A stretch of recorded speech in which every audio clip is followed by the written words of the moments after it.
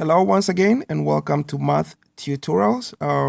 In this particular video, we want to begin the concept on adding or subtracting fractions. So let's go through a quick recap on what exactly we are looking at or what forms of fractions are we looking at. This will prepare us to handle things in a more unique way, and I hope that helped you. Okay, so here I want to look at the simple form. So what do I mean by saying simple forms of fractions? I'm actually thinking of two kinds. Either you are looking at the proper form, okay, or you are looking at the improper form. All right, so any of these two will do a good job. Well, in the mixed form, that is obvious what it is, but we just want to have a great understanding of what it is, so that way when we come to all the problems, we are not confused. Okay, so what I want to do here is quickly look at the geometry of what we are describing. Usually it tends to look something like this. Okay, what is this and what is that? All right, we know we call this the numerator. We will call it most of the time top, or you would hear me refer to it most of the time the top, because I don't want to get too much bothered with all the vocabulary here. But in the concept, the logic is more important. So we would find a very simple way to call some of those things. So let me call this the top. Here we call it the denominator. I would refer to it most of the time as the bottom. Okay, which I don't think is really bad to do. It just makes things easier. Okay, now this very line that we put in here actually is the same as a division. So let's write that division. And usually most books will do it this way, and most of us are probably also learning that way. But as you start doing higher concepts of mathematics, you want to probably go back into writing it this way. It just makes life 10 times easier. All right. Okay. How will the mixed version look like? So let's see how the geometry probably looks. Something like this. Okay. Not too much of things to say here. Okay. This one actually we call the whole number. That's your whole number right there. Here again, we call it the top, with the condition that is greater than what we will call it's less than what we call the bottom. Okay, so this is my bottom, this is my top. The condition on the top is that the top must be less than the bottom. In other sense, the bottom must be greater than the top. Okay, this is a whole number, so not much we can say about that except call it a whole number. Again, there is this sign here, there is this short bar here, and we want to also be clear what it is. So that is the division again. Like we said before, get used to writing things this way would make it far easier. All right. Hope that helped a little bit. Okay, what other conditions do we know that we can put on this? One thing we know is that the bottom here can never be 0. The bottom here can never be 0. And so it does apply here. So the bottom here is not equal to 0. The bottom here is also not equal to 0. There is a reason why the bottom is not equal to 0. And when that happens, we say that the whole fraction is undefined. We have a video to cover that into detail. So look at that again, and then work your way up. Okay. All right. One other important thing is when we are working with fractions, actually the operations that we use will be addition, subtraction, multiplication, and division. So we want to do a quick recap on that. So with respect to, just a short way to write it, basic operations. What do we have? A symbol might look like this. Another symbol might look like this. You might see another symbol looking like this, and you might see another symbol looking like this, or if you want to call it this way. Okay, so these two actually are the same, so I'm just going to put it together like that. We may go back and forth in between them, depending on which one we found applicable based on what we are doing. but it's always better to think in terms of the short bars. Okay, so do we know the names of this? Absolutely. And let's quickly put down something so we can have fun going on from there. Okay, that's what addition, that's subtraction. Okay, and then we say this is what multiplication, and this is division. Okay, and that may go either way. All right, not bad at all. Okay, so again, the most important thing if you are looking at this is to be sure that you are actually taking note of the bottoms and then the conditions we have on that. And also the symbol here should not be confusing. Yes, we are referring to the simple forms, and don't be confused with that. They would always look at something like this. The mixed form would always take a shape like that. Okay, so let's quickly move on with that. Okay.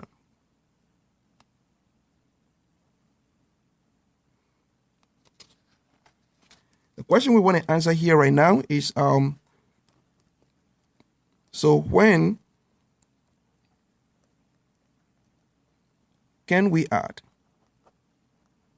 or subtract? That's the question we want to answer. Okay. This is a fact or general rule, if you want to call it that way.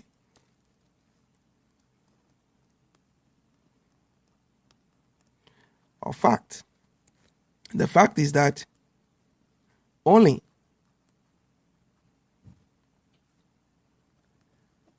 add or subtract when the denominations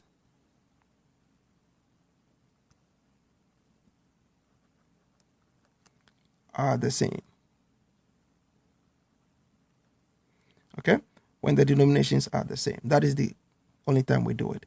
The denominations also be the same. The same concept applies when we are thinking of like terms. Okay, all right. So hopefully this helped. And we have also looked at the introductory video on the concept of same denominations, or what we call like terms. So we'll be carrying that forward here and see how that works. All right. So what forms would I be working with when I'm adding or subtracting? So we want to quickly look at that. Our forms will be pretty unique when we'll be looking at a case when one denomination or denominators are the same. Okay. The second form we'll be looking at is when what? Denomination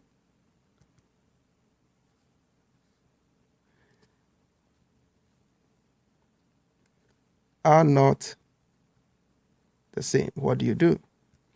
And finally, if I should call it the grandfather case, we will be looking at what? Mixed form. And in the mixed form, two things we would emphasize will be what? Rule of special one. And the second thing we would also emphasize in there will be rule of multiples or products. It's just easier when you think of it that way. Okay, so we'll be looking at what? Three forms: when the denominations are the same, when the denominations are not the same. In the case of the multiple forms, we'll be looking at what? We'll be laying emphasis on the special one, and we would also be talking about the product rule.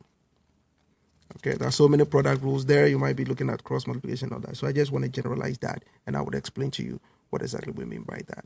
Okay, so that being said, let's quickly get on here and see what we have. Okay, so let's begin by adding. Addition,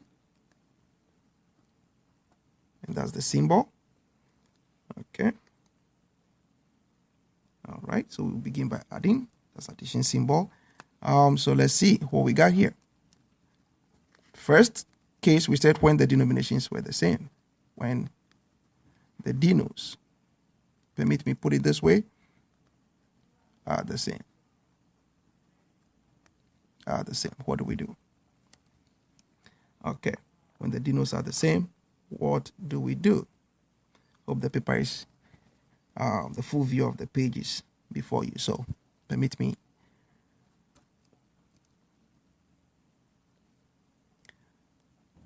Okay, let me do this real quick.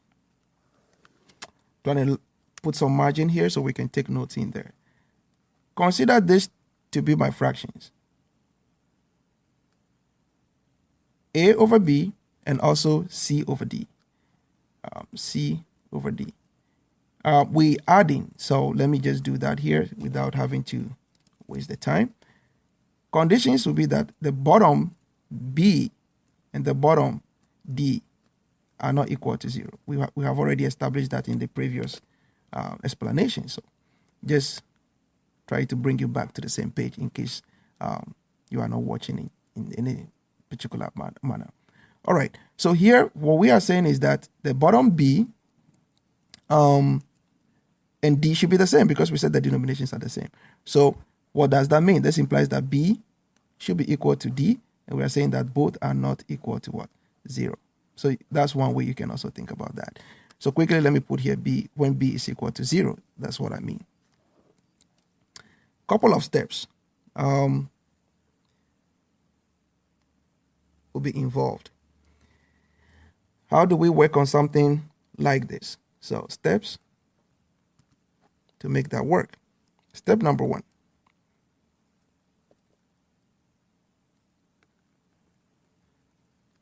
We want to add what we were referring to as the tops. And we want to do that in a particular order, first plus second. Well, somebody would argue, what about the commutativity property? Can't you add second plus the first? Of course you can do that. But the reason I want you to start doing it this way is that get used to this, because when we get into the concept of subtraction, things may look very familiar, but anyway, it doesn't work. You have to follow a rule. And I think getting used to things when you start out in a very unique way just makes life easier. Okay. So the second part is saying that put the result from step 1 over a common denominator or bottom. That's the way we're going to refer to it most of the time. Okay. What is the step 3 telling us? It says simplify.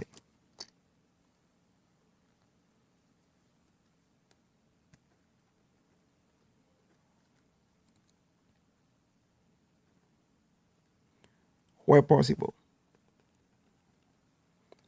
In that sense, we're also saying what? Reduce to the lowest term.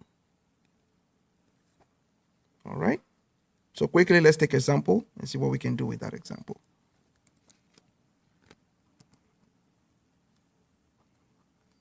Okay. In this example, I want to consider 2 fractions. Just at random, picking them at random, 2 over 3. The most important thing is that I need something with the bottoms the same, and I want to maintain the operation addition. Okay, so what is that going to give us? The rule is saying that I would obtain a fraction from this. The bottoms are the same. Just write one of the bottom down. The rule is when the bottom is the same, write one of the bottom down. The top, we should add them. And it's saying that it should be the first plus the second. Okay, we got that down. Well, what can we do from there? The bottom is not changing. There's not much we can do, so we just rewrite the bottom down. Looking at the top, 1 plus 2, sure, I can do that. If I have 1 sitting at home and I went out, pick 2 more, came back and added to that 1. Putting all together, I should get 3. Okay, so this is a case where, well, it turned out that the top is 3, the bottom is also 3. So the question is this the best we can leave it, or we can do more? Sure, we can do more. And that is going to be what?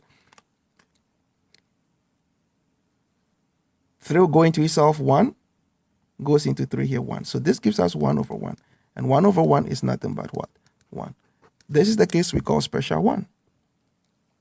So this is a special form of writing 1, and we'll be visiting that when we get into the mixed case. Like I said, the concept of special 1. So this is one place where we've seen a beautiful way of writing the number 1. The top and the bottoms are the same. Okay, I hope that helped. So quickly, I want us to get into the second aspect. All right, how would it be when the denominations are not the same? So here again, we're going to add, but we want to do it when the denominations actually aren't the same. So add.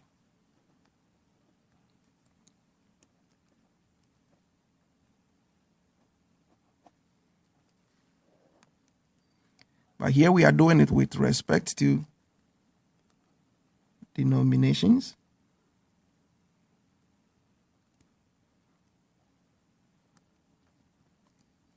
not the same.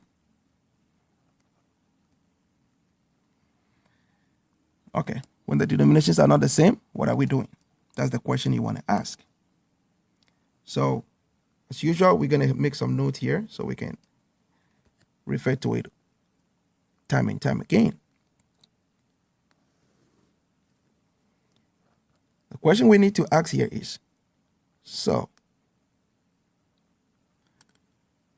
how do we make the denominations the same? The denos the same. Okay, so that is what we need to understand. There are actually 2 ways to do that. Okay, in one of the ways, we will look at the rule of special 1. Yes, that's one way to look at it, the rule of special 1. What do we mean by the rule of special 1? Very simple. It says that if I have the number 1, I can produce the same thing by making sure that the bottom and then the top is the same. It's the same as saying that this is the same as what? So take any number. Don't be scared of the numbers. 100 over 100. Okay? And it continue that way. So pick anything and then you can continue writing your special ones. So anywhere I found this concept to be very useful, we will be using it and we'll see how that works. Okay? The other one we said will be what? The rule of what? Multiples or products. Okay? And actually, when you come to the rule of multiples or product, 2 things are very important to keep in mind. Okay? When the denotes are not the same and you want to use the product rule, you may probably want to go with the least common multiple. So that means that some kind of commonality exists in there. Okay? So let's make some note here. Denotes with what? Common multiple. Or we could also have a case where we have what? Denotes where none is a common multiple of the other. Okay, I hope that makes it a little clearer. But we'll see how all these things work. So that just help us do that. So quickly, let's get in here and see if we can get some examples on what we are doing. So example.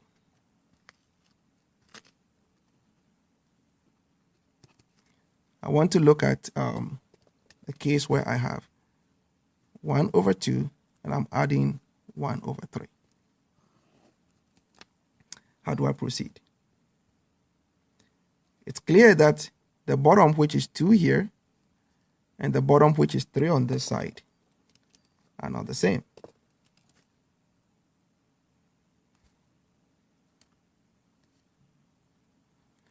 Okay. The bottoms are not the same, the terms are fractions, and the operation is addition. So we have just prepped the top there, or the giving. What do we do? So let's begin with what? By rule of special one. What is special one telling us? Special one is saying that, okay,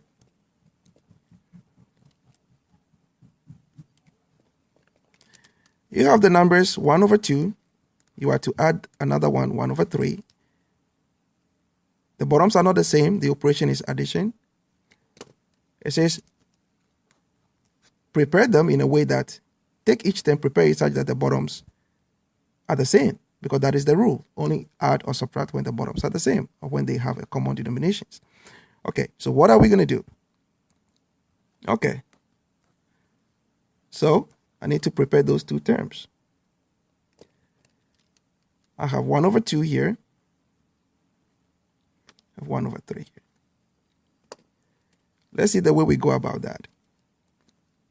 So when I take the first term, I go to the second term, take the bottom of the second term and make a special one out of it and multiply it with that. So I come here, I'm processing the the term on the left, so I go to the right, make a special one using the bottom, and then multiply. So I have times 3 over 3. When I'm on the right term, how do I make a special one and multiply with that fraction? Go to the left term, take the bottom of the left term, and then make a special one. Come back and multiply that. So I'll multiply this. The left term here is 2, so I have 2 out of 2. Okay? All right. What do we do from here? Now I need to simplify this case, okay? So that's pretty easy. If I process this, I'm getting what? The top will be 3 multiply 1. The bottom will be 3 multiply 2. And if we do this correctly, the top here will be 3. The bottom here will be 6. Not too bad. So let's see what will happen in this case. I'll get 2 multiply 1 at the top. The bottom 2 multiply 3. Process that, what do I get? The top will be 2. The bottom will be 6. Not bad. So here we have the left side. So this is my right hand side. This is my left hand side. Similarly, this is our left hand side and this is our right hand side. Okay? All right. So again, we have the left hand side and then the right hand side. All right. So what I need to do from here is that I bring these ones together, rewrite the whole expression, and then move from there. Don't forget, the operation would also come down because we haven't done anything to change that. All right. So if I do that, what am I getting on the left side? On the left side, my new term now becomes 3 out of 6. On the right side, my new term becomes 2 out of 6. The operation repeats itself. It's in this state that the law is saying that we can what? Add. And we have seen how that evolved over time. Can we do that? Sure. We're going to get a big fraction. The bottom is the same, so it says right one. The top is the first plus the second.